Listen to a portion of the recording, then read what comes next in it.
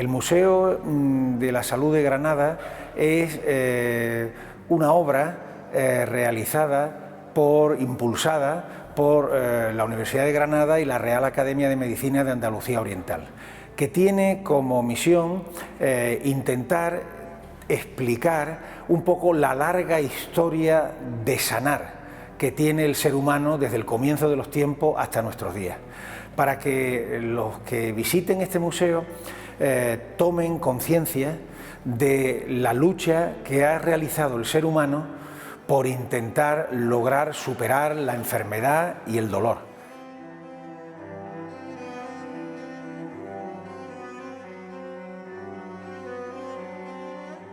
El Museo de la Salud surge a partir de una iniciativa del equipo de gobierno para tratar de poner en valor las colecciones que tiene el patrimonio de la Universidad de Granada relacionadas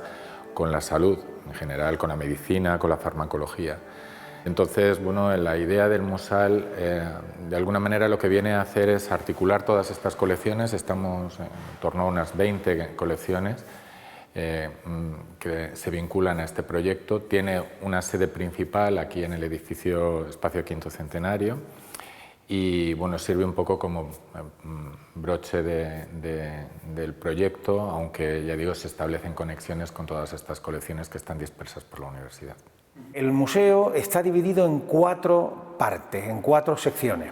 La primera son las fuentes del saber médico, es decir, cómo el ser humano ha ido conociendo esos saberes para aportarlo en la curación de las enfermedades, en la superación del dolor. Y las fuentes han sido el conocimiento del cuerpo humano, desde el punto de vista anatómico, histológico, bioquímico, fisiológico, etc. La segunda parte del museo es la que está relacionada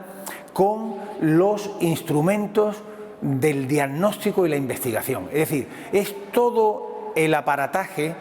que se ha ido desarrollando a lo largo del tiempo para poder diagnosticar y para poder investigar microscopios, fonendoscopios, endoscopios. La tercera sección es el arsenal terapéutico, cómo el ser humano ha utilizado una serie de recursos para curar. El ser humano ha curado pues con la cirugía, y aquí hay toda una evolución de instrumentos quirúrgicos desde la época romana hasta la época más reciente, y pasamos después, junto con unos vídeos, la reconstrucción de un quirófano, a la cuarta sección, que es la medicina y la sociedad, porque ni el médico ni el enfermo viven aislados.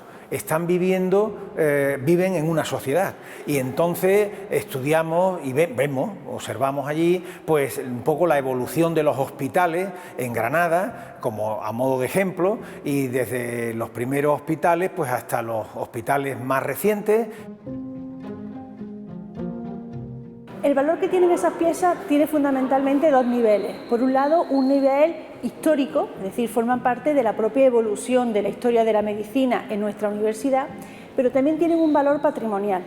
Desde el Vicerrectorado de Extensión Universitaria y Patrimonio, y específicamente dentro del área de patrimonio, entendemos el concepto de patrimonio de una forma muy amplia, muy abierta. No nos centramos exclusivamente en el patrimonio histórico-artístico, sino que el patrimonio científico ha sido uno de los grandes retos y una de las grandes apuestas que hemos tenido en estos últimos años. Entonces, lo que hemos hecho ha sido, en primer lugar, hacer un guión. Siempre cuando uno diseña una exposición o un museo, lo primero que tiene que tener muy claro es qué quiere contar, cómo lo va a contar, qué relato quiere transmitir. Y una vez que hemos hecho ese guión museográfico o museológico realmente, hemos seleccionado aquellas piezas que servían para ilustrar ese discurso.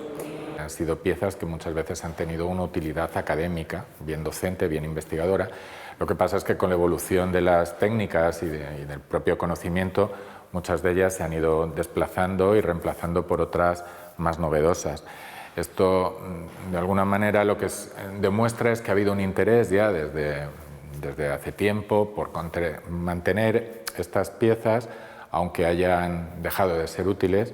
y bueno, han alcanzado ya una resignificación, ¿no? En este caso más patrimonial, no tanto académica,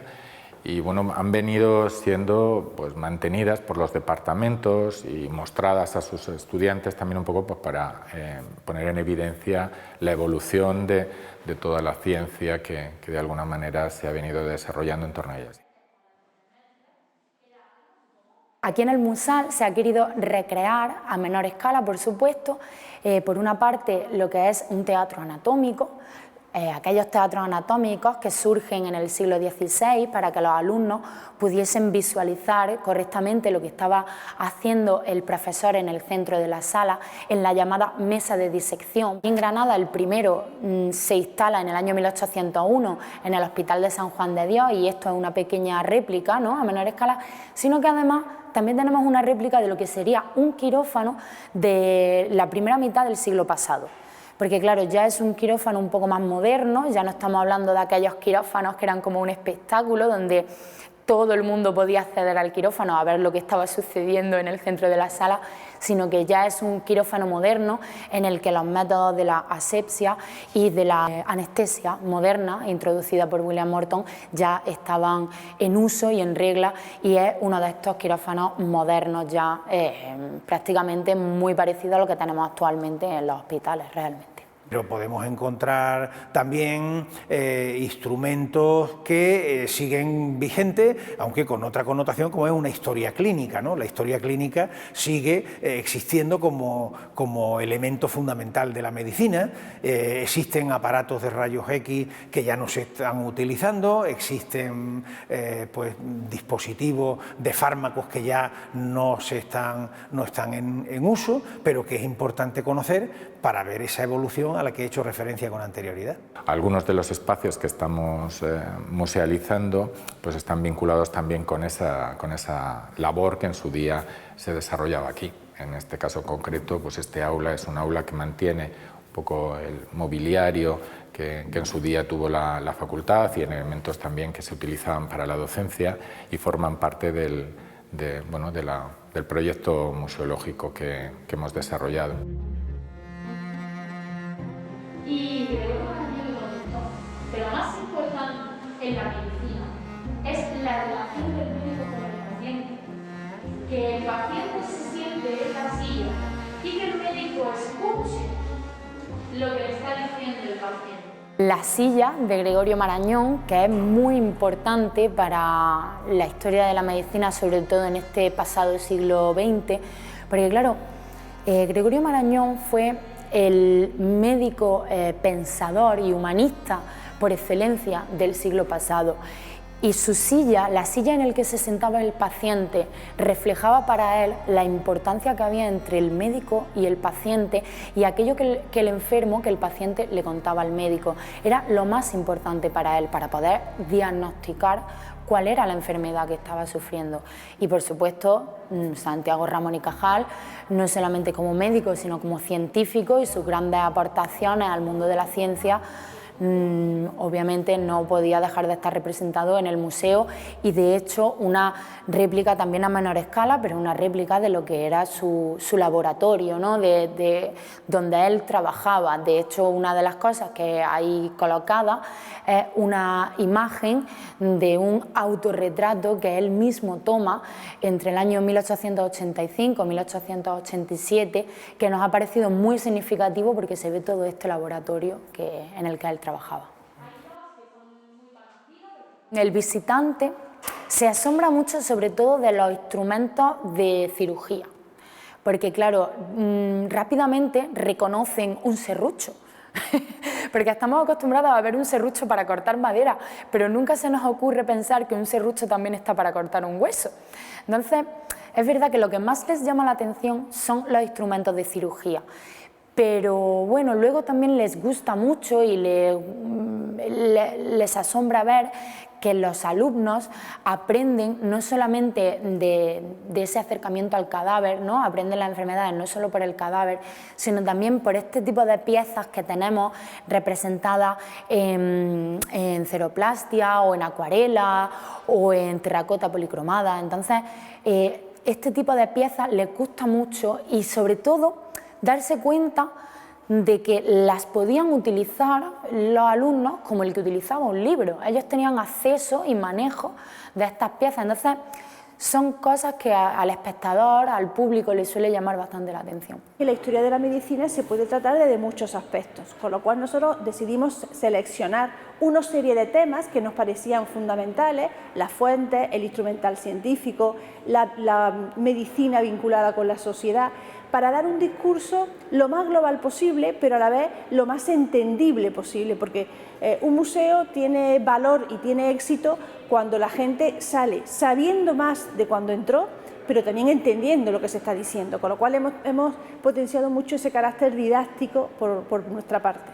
Nosotros lo que tratamos de hacer es darle un enfoque más divulgativo y más abierto también a gente que no tenga esos niveles de conocimiento, y tratar de darle toda la información que puede asimilar en los distintos niveles de público, porque aquí pueden venir públicos de distintas edades, de distintos perfiles,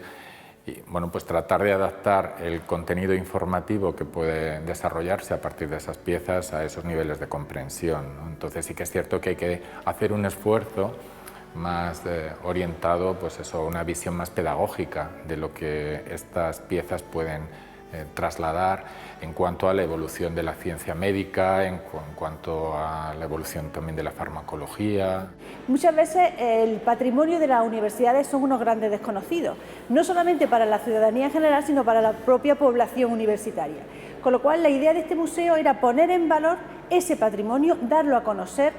dar a conocer la importancia que tiene la medicina, y creo que hoy en día pues, es más que evidente la importancia que está adquiriendo, y sobre todo ser consciente de que un museo forma parte de nuestra memoria, de nuestra identidad, y que es imprescindible mantenerlo y preservarlo para las generaciones futuras.